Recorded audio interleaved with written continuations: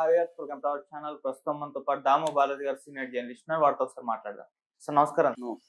Sir, star hero Kamal Haasan ఒక వివాదంలో అయితే చిక్కుకున్నారు. అంటే రీసెంట్ గా తను చేసిన కొన్ని కామెంట్స్ తమిళం నుంచి కన్నడ పుట్టిందని చెప్పేసి కామెంట్స్ చేశారు. ఇప్పుడు కర్ణాటకలో ఇతని పైన పెద్ద ఎత్తున నిరసనలు కూడా వ్యక్తం అవుతున్నాయి. సో ఇటువంటి వివాదాస్పద వ్యాఖ్యలు చేయడం పట్ల తీవ్ర స్థాయిలో అతని మీద విమర్శలు కూడా ఎదుర్కొంటున్నాడు. అసలు ఏంటి వివాదము? నిజంగా తమిళం నుంచి కన్నడ పుట్టిందా? దీనికి సంబంధించిన వివరాలు ఏంటి సార్? కమల్ హాసన్ ఆయన ప్రముఖ యాక్టరు, సీనియర్ స్టారు. దాంతోపాటు మక్కల్ నీతిమయ్యం అనే ఒక పార్టీని కూడా స్థాపించాడు. ఆయన ఇప్పుడు డిఎంకే తరపున రాజ్యసభకు కూడా వెళ్తున్నాడు. ఎందుకంటే రాజ్యసభకి 4 డిఎంకే నుంచి వెళ్ళే అవకాశం ఉంది జూన్లో. అందులో ఈయన్ని కూడా ఒకరిని పంపిస్తున్నారు. సో ఈ నేపథ్యంలో తగ్ లైఫ్లో ఆయన యాక్ట్ చేశాడు. మణిరత్నం చాలా కాలం తర్వాత డైరెక్ట్ చేసిన సినిమాలు ఈయన, సింబు వీళ్ళిద్దరు ప్రధాన పాత్రలుగా చేశారు. సో ఈ తగ్ లైఫ్కి సంబంధించిన ఒక ఫంక్షన్ మొన్న జరిగినప్పుడు దానికి గెస్ట్గా శివరాజ్ కుమార్ హాజరయ్యాడు. సో అందులో ఈయన మాట్లాడుతూ తమిళ్ని ఉయిరే ఉరవే తమిళ్ అని ఒక డ్రామాటిక్గా చెప్పాడు.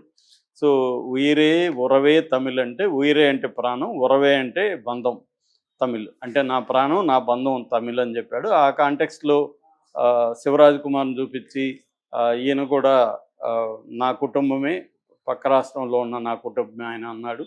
ఎందుకంటే కన్నడ తమిళ్ నుంచి వచ్చిందే కదా అని కూడా అన్నాడు.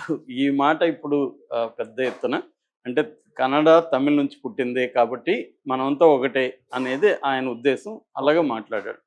ఇక్కడ ఏంటంటే ఇది ఫ్లేరప్ అయిపోయింది కర్ణాటకలో. ఎందుకంటే తమిళ్ నుంచి కన్నడ పుట్టడం ఏంటి అంటే, కన్నడ తక్కువ భాష, తమిళ్ ఎక్కువ భాష, తమిళ్ నుంచే పుట్టిందా కన్నడ అని ఒక కోపం, ఆగ్రహం అనేది కర్ణాటక రాష్ట్రం అంతా కూడా అక్రాస్ ద పార్టీస్, అన్ని పార్టీస్ కూడా. సిద్ధరామయ్య పాపం కమల్ హాసన్కి మన భాష చరిత్ర తెలీదు, అందుకే ఇలా మాట్లాడాడని సిద్ధరామయ్య అన్నాడు. తర్వాత by Vijayendra, BJP Karnataka state president, ఆయన తీవ్రంగా మాట్లాడి ఇది ఫ్యాక్చువల్గా తప్పు, తమిళ్ నుంచి కన్నడ పుట్టలేదు, అలాగే కల్చరల్గా కూడా ఇది ఘోరం, ఒక భాషని కించపరిచి ఒక సంస్కృతిని కించపరిచే విధంగా కమల్ హాసన్ మాట్లాడాడు, క్షమాపణ చెప్పాలని ఆయన అన్నాడు. అట్లాగే రిజ్వాన్ అర్షాద్ అని కాంగ్రెస్ ఎమ్మెల్యే కూడా మాట్లాడాడు. అట్లాగే అక్కడ కర్ణాటక రక్షణ వేదిక అని చాలా బలమైన ఆర్గనైజేషన్ అది. కర్ణాటక లింగ్విస్టిక్ నేషనలిజం మీద వాళ్ళు పోరాడుతుంటారు. సో దానికి సంబంధించిన నారాయణ గౌడ ఫ్యాక్షన్ అంటారు. దాంట్లో 2 గ్రూపులు ఉంటాయి. ఈ నారాయణ గౌడ ఫ్యాక్షను రాష్ట్ర వ్యాప్తంగా ఆందోళనకు పిలిపించారు. ఇతని దిష్టి బొమ్మలు దగ్ధం చేయడం, కమల్ హాసన్ సినిమాని బ్యాన్ చేయాలని కూడా డిమాండ్ వచ్చింది. ఇప్పుడు ఈరోజు Karnataka federation of chambers of commerce, film chamber of commerce ఈరోజు సమావేశం అవుతుంది. ఈ సమావేశంలో ఈ తగ్గులైపుని బ్యాన్ చేయాలా లేదనేది డిసైడ్ చేస్తారు. సో ఈ లోపల ఆయన సారీ చెప్తాడేమనుకుంటే, ఆయన తిరువనంతపురంలో నిన్న మాట్లాడాడు. నేను లవ్ అనేది సారీ చెప్పదు, నేను ప్రేమతో అన్న మాట అది, ప్రేమ సారీ చెప్పాల్సిన అవసరం లేదు, ప్రేమ క్షమాపణ చెప్పదు అని మళ్ళీ ఒక స్టేట్మెంట్ ఇచ్చాడు. సో నేను అది ప్రేమతో అన్నాను తప్ప అది భాషకు సంబంధించి నేను ఎక్స్పర్ట్ని కాదు, అదంతా లింగ్విస్టులకి వదిలేద్దాం, మనం అంతా ఫ్రెండ్లీగా ఉందాం అనేది ఆయన మాట్లాడాడు. కానీ ఆయన తమిళ్ నుంచి కన్నడ వచ్చింది అన్న స్టేట్మెంట్ని అయితే వెనక్కి తీసుకోలేదు. దానికే కట్టుబడి ఉన్నట్టుగా అది ప్రేమ అని చెప్తున్నాడు. ప్రేమ అన్నప్పుడు కూడా ఒక భాష నుంచి ఇంకొక భాష పుట్టింది అని ఎలా దానికి ఏదైనా బేస్ ఉండి ఎక్స్ప్లెయిన్ చేయగలిగితే ఓకే. మామూలుగా ఏంటంటే భాషా శాస్త్రజ్ఞులు, నా పర్సనల్గా చెప్పాలంటే నాకు తమిళ్ బాగొచ్చు, కన్నడ బాగొచ్చు. నేను తమిళ్ నుంచి 10 స్టోరీస్ ఆ మధ్య ట్రాన్స్లేట్ చేశాను. ఇప్పుడు ఒక నవల చేస్తున్నాను. కన్నడ నుంచి నేను 10th century వడ్డరాధనని ఒక టెక్స్ట్ ఉంది, first prose text in Kannada. అందులో 15 స్టోరీస్ ఉంటే నేను 8 చేశాను. అలాగే వచనాలని 10th 12th century unique literature to Kannada, అందులో నేను 108 వచనాలని శివారెడ్డి గారితో కలిసి చేశాను. ఈ 2 కూడా సాహిత్య అకాడమీ పబ్లిష్ చేశాయి. రెండోది మా విలేజ్ తమిళనాడుకి 8 kilometers బార్డరు. బైలింగువల్ కల్చర్ మా విలేజ్లో ఉంటుంది. తమిళ పదాలు చాలా విచ్చలవిడిగా వచ్చేస్తుంటాయి, కొన్ని కులాలు తమిళ్ మాట్లాడుతుంటాయి. సో అలాగా తమిళ్ కల్చరు, తమిళ భాష, కన్నడ భాష మీద నాకు కొంత బేసిక్ అవగాహన అయితే ఉంది. సో మామూలుగా తీసుకుంటే వీటన్నిటిని ద్రవిడియన్ గ్రూప్ ఆఫ్ లాంగ్వేజెస్ అంటారు. దీంట్లో దాదాపు 36 లాంగ్వేజెస్ ఉన్నాయి. ఈ 36లో ప్రధానమైన లాంగ్వేజెస్ తమిళ్, మలయాళం, తెలుగు, కన్నడ. ఈ 4 ప్రధానమైన లాంగ్వేజెస్. మిగతా చాలా ఉన్నాయి. తులు ఉంది, గోండు ఉంది. ఇలాంటి చాలా లాంగ్వేజెస్ మొత్తం 36 దాకా ఉన్నాయనేది చెబుతారనమాట లింగ్విస్టులు. సో, ఇందులో ఇవి ఎవాల్వ్ ఎలా అయినాయనే దగ్గర ఇది కాంప్లెక్స్ థియరీ అనమాట. ఒక్క భాష ముందుగా బాగా ఏర్పడి దాంట్లోంచి మిగతా భాషలు ఏర్పడిందనేది రాంగ్ అనేది వీళ్ళు చెబుతారు. సో, ఆ రకంగా కమల్ హాసన్ చెప్పింది రాంగ్. తమిళ్ నుంచి కన్నడ పుట్టింది అనేది రాంగ్. ఇవన్నీ కామన్ షేర్. మనం కన్నడ నాకు చాలాసార్లు కన్నడ మాట్లాడుతున్నప్పుడు తమిళ్ పదాలు గుర్తొస్తుంటాయి. ఎందుకంటే తమిళ్ పదాలు కన్నడలో మిక్స్ అయిపోయింటాయి. తెలుగు పదాలు వచ్చుంటాయి. లిపికి తీసుకుంటే కదంబ లిపి అంటారు కన్నడది ఒకప్పుడు. దాన్ని హలెగన్నడ అని కూడా అంటుంటారనమాట. యాక్చువల్‌గా కన్నడ ముందుగా తమిళ్ చెప్పి మళ్ళీ కన్నడ చెప్తాను. తమిళ్ విషయానికొస్తే వీటన్నిటిలో కూడా ఫస్ట్ లిటరేచర్ వచ్చింది ఈ 4 భాషల్లో తమిళ్‌లో అని చెప్పొచ్చు. ఎందుకంటే వాళ్ళకి బీసీఈ అంటారు. బీసీఈ అంటే బిఫోర్ కామన్ ఎరా. సీఈ, బీసీఈ అంటారు. అంటే క్రీస్తు పూర్వం, క్రీస్తు శకాన్ని ఎట్ట పిలుస్తారంటే బీసీఈ, సీఈ. సీఈ అంటే కామన్ ఎరా. కామన్ ఎరా అంటే క్రీస్తు తర్వాత. బీసీ అంటే బిఫోర్ కామన్ ఎరా. బిఫోర్ కామన్ ఎరా 3వ శతాబ్దంలోనే వాళ్ళకి సంగం లిటరేచర్ ఉంది. బీసీఈ 3వ శతాబ్దం నుంచి సీఈ 3వ సెంచరీ వరకు 6 సెంచరీల మధ్యలో వాళ్ళకి సంగం లిటరేచర్ ఉంది. తొలకాప్యం కావచ్చు, తిరుక్కురల్ కావచ్చు, ఇలాంటి గ్రంథాలు తమిళ్లో ఉన్నాయన్నమాట. అంటే వాళ్ళ లిపి కానీ వాళ్ళ టెక్స్టులు కానీ లిటరేచర్ కానీ ఈ 4తో పోలిస్తే చాలా ఏన్షియంట్గా మనం చెప్పొచ్చు. ప్రపంచంలోనే వన్ ఆఫ్ ద ఏన్షియంట్ లాంగ్వేజెస్లో తమిళ్ ఉంది. ఆ తర్వాత కూడా తమిళ్ అభివృద్ధి అవుతూ వచ్చింది. దాని తర్వాత 2004లో తమిళ్ని క్లాసికల్ లాంగ్వేజ్గా కూడా మన ఇండియన్ గవర్నమెంట్ గుర్తించింది. తమిళ్ పాపులేషన్ తీసుకుంటే వరల్డ్ వైడ్గా 6,50,00,000 మంది ఉన్నారు అనేది చెప్తారు. ఇది తమిళ్కి సంబంధించి స్థూలంగా. తమిళ్లో కూడా జ్ఞానపీఠ అవార్డుల విషయానికి వస్తే తమిళ్లో 5 జ్ఞానపీఠలు, అత్యున్నత అవార్డు సాహిత్యంలో అంటే జ్ఞానపీఠ అవార్డులు 5,000కి వచ్చాయి. కన్నడ వాళ్ళకి 8 వచ్చాయి, తెలుగు వాళ్ళకి 3 వచ్చాయి. ఇక మన కన్నడ విషయానికి వస్తే కన్నడ కూడా హలిగన్నడ నుంచి అంటే ప్రోటో కన్నడ అంటారు.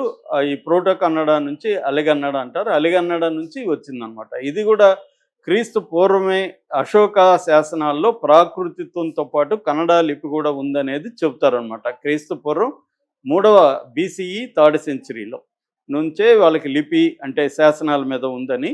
వాళ్ళ ఫస్ట్ శాసనం అయితే హల్మిది శాసనం అనమాట. 450 సిఈ క్రీస్తు తర్వాత 450 సంవత్సరంలో ఫస్ట్ హల్మిది శాసనంలో పూర్తి స్థాయి కన్నడ స్క్రిప్ట్ అనేది ఉంటుందన్నమాట.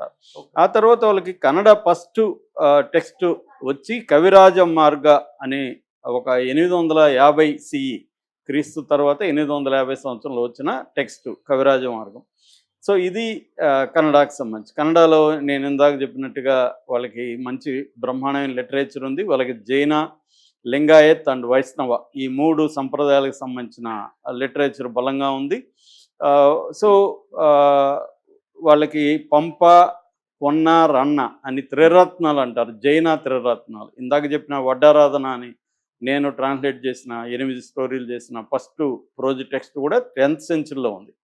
సో 9th సెంచరీ నుంచే వాళ్ళకి పుస్తకాలు కూడా కన్నడలో వస్తున్నాయి.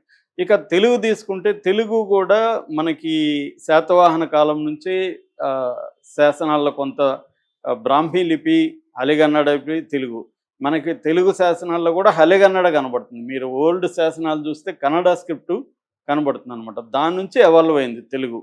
సో తెలుగు బ్రాహ్మీ నుంచి ఓల్డ్ కన్నడ నుంచి ఎవాల్వ్ అవుతూ వచ్చింది. మనకి ఇప్పటివరకు దొరుకుతున్న శాసనం ఘంటసాల శాసనం 2nd సెంచరీ సిఈ క్రీస్తు తర్వాత 2nd సెంచరీ. మనకు వచ్చిన ఫస్ట్ తెలుగులో వచ్చిన పుస్తకం మహాభారత అనువాదం నన్నయ్య చేసిన 11th సెంచరీ. సో అక్కడి నుంచి తెలుగు కూడా ఎవాల్వ్ అవుతూ వచ్చింది. సో ఇంకా మలయాళం జోలికి నేను వెళ్ళట్లేదు, ఈ 3 భాషల గురించి చెప్తున్నాను. సో ఇలాగా ఈ ప్రోటో ద్రవిడియన్ లాంగ్వేజ్ నుంచి మిగతా భాషలన్నీ ఎవాల్వ్ అవుతూ వచ్చాయన్నమాట. అందుకే లిపుల దగ్గరకు వచ్చేసరికి తెలుగు లిపికి కన్నడ లిపికి దగ్గరగా ఉంటుంది. తమిళ్ లిపికి కొద్దిగా మలయాళం లిపి, తమిళ్ లిపి దగ్గరగా ఉండదు కానీ కొంతవరకు ఉంటుంది. అయితే వీటన్నిటి మీద కూడా సాంస్క్రిట్ ఇన్ఫ్లుయెన్స్ కూడా ఉంది. మనకు తెలుగు మీద, మలయాళం మీద ఎక్కువ కనబడుతుంది ఈ 4 కానీ నాకు పర్సనల్గా ప్రముఖ ఇండాలజిస్టు డేవిడ్ షుల్మన్ ఆయన తమిళ బయోగ్రఫీ కూడా రాశాడు. లాంగ్వేజ్ బయోగ్రఫీ కూడా ఆయన రాశాడు తమిళ్ అనే పేరుతో. ఆయన తమిళ్ స్కాలర్. ఆయనకి తెలుగు 13 భాషలు వచ్చు మొత్తం. తెలుగు, సంస్కృట్, హిందీ ఇవన్నీ కూడా వచ్చు. ఆయన నాకు పర్సనల్గా చెప్పింది ఏంటంటే తమిళ్ మీద కూడా 60% సంస్కృత ఇన్ఫ్లుయెన్స్ ఉంటుంది. తమిళ్లో 60% తమిళ సాంస్క్రిట్ పదాలు ఉన్నాయనేది ఆయన ఫైండింగ్స్లో చెప్పాడు. కాబట్టి ఇదేంటంటే ఇవాళ ఒక భాష నుంచి ఇంకొక భాష వచ్చిందని సింప్లిఫై చేసి చెప్పడం కరెక్ట్ కాదు. ఇవన్నీ కూడా ఎవాల్వ్ అవుతూ వచ్చాయి. ఎవాల్వ్ అవుతున్న క్రమంలో అనేక భాషల ఇన్ఫ్లుయెన్స్ ఉంటుంది. నేను ఆ మధ్య ఒక హిందీ నవల చదివాను. ఆ నవల్లో చదువుతూ ఉంటే నాకు చాలా ఇంగ్లీష్ పదాలకి హిందీ పదాలకి దగ్గరగా ఉంటుంది. ఫాదర్, పిత, సో మోటివ్, మక్సద్ ఇలాగా వందల పదాలు నాకు కనిపిస్తున్నాయి. అంటే ప్రపంచవ్యాప్తంగా ప్రజలు ఒక దగ్గర ఉండరు కాబట్టి మైగ్రేషన్ జరుగుతూ ఉంటుంది కాబట్టి భాషలు కూడా ఏది ప్యూర్ భాష అనేది ఏది ఉండదు. కాబట్టి నా భాష నుంచి నీ భాష వచ్చిందని చెప్పడం అనేది కరెక్ట్ కాదు. ఈ తమిళోళ్ళకి ఈ మధ్య కాలంలో వాళ్ళు నేషనల్ హిందీ మీద వాళ్ళు పోరాడే క్రమంలో తమిళ భాష గొప్పది అన్న ఫీలింగ్ వాళ్ళకి వచ్చేసి తమిళ్ నుంచే అన్ని పుట్టిందన్నట్టుగా మాట్లాడుతున్నారు. తర్వాత కన్నడ వాళ్ళు ఎందుకు ఈ స్థాయిలో రియాక్ట్ అవుతున్నారంటే వాళ్ళు కూడా ఈ మధ్యకాలంలో అక్కడ హిందీ మాట్లాడట్లేదని. ఎందుకంటే బెంగళూరులో నేను 6 ఏళ్ళు ఉన్నాను మొత్తం. అక్కడ నాన్ కన్నడ ఇన్ఫ్లుయెన్స్ ఎక్కువ ఉంటుంది. పాపం వాళ్ళు మనం తెలుగులో మాట్లాడితే నువ్వెందుకు తెలుగులో మాట్లాడుతున్నావు అనరు. వాళ్ళు కూడా తెలుగులో మనతో మాట్లాడతారు. హిందీలో మాట్లాడితే హిందీలో మాట్లాడతారు. అంత బ్రాడ్గా ఉంటారు. కానీ ఈ మధ్యకాలంలో ఏమైందంటే అక్కడ ఎక్కువగా కన్నడ వాళ్ళు తెలుగు వాళ్ళు వెళ్తే ఎక్కడికి వెళ్ళినా తెలుగు వాళ్ళు ఆ భాష నేర్చుకునేస్తారు. కానీ తమిళ వాళ్ళు అలాగే లేరు. తమిళ వాళ్ళు నేను తమిళ వాళ్ళతో కూడా కలిసి పనిచేసిన కర్ణాటకలో. వాళ్ళు తెలుగుగానే కన్నడ కానీ నేర్చుకోరు వాళ్ళు తమిళ వాళ్ళు. వాళ్ళకి ఆ లాంగ్వేజ్ పిచ్చి ఎక్కువ ఉంది నేను చూసినంత వరకే. కానీ తెలుగు వాళ్ళు ఎక్కడ పోయినా తెలుగు వాళ్ళ భాష నేర్చుకునేస్తారు. కన్నడ వాళ్ళు కూడా ట్రై చేస్తారు అలాగా.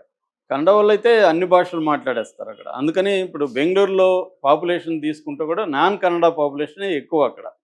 సో ఆ రకంగా ఇప్పుడు ఈ మధ్యకాలంలో హిందీ ఇంపోజిషన్ అనేది పెరగడంతో కన్నడ లింగ్విస్టిక్ ఉద్యమాలు అనేవి బలంగా పెరిగాయి. ఇప్పుడు ఇదే మాట తమిళ్ నుంచి వచ్చిందంటే మన రాష్ట్రంలో ఇంత ఉద్యమాలు వచ్చి ఉంటాయి అనేది డౌటే. ఎందుకంటే తెలుగుకి మనకి తెలుగు భాషకు సంబంధించిన సంఘాలు కానీ అవేమి లేవు. కర్ణాటకలో చాలా సంఘాలు ఉంటాయి. ఈ వీధిలో కన్నడ యువకుల సంఘ అనేది కనబడుతూ ఉంటుంది. తెలుగులో మనకి ఎక్కడ ఉంటాయి? తెలుగు యువకుల సంఘం ఒకటి చూపించండి, మనకి ఏమి కనబడదు. సో అది తమిళ్లో, తర్వాత కన్నడలో ఎక్కువగా వాళ్ళ భాష అభిమానం కొంత స్ట్రాంగ్గా ఉంటుంది మనతో పోలిస్తే. అందువల్ల ఈ వచ్చింది. ఆల్రెడీ తమిళోళ్ళకి కన్నడలకి పడదు చాలా విషయాల్లో. ఎందుకంటే కావేరీ గొడవలు అవన్నీ ఉన్నాయి. తెలుగు వాళ్ళకి కన్నడ వాళ్ళకి ఆ గొడవలు ఉండవు. వీళ్ళు కలిసిపోతూ ఉంటారు, వ్యాపారాలు చేస్తుంటారు, మిక్స్ అయిపోతారు.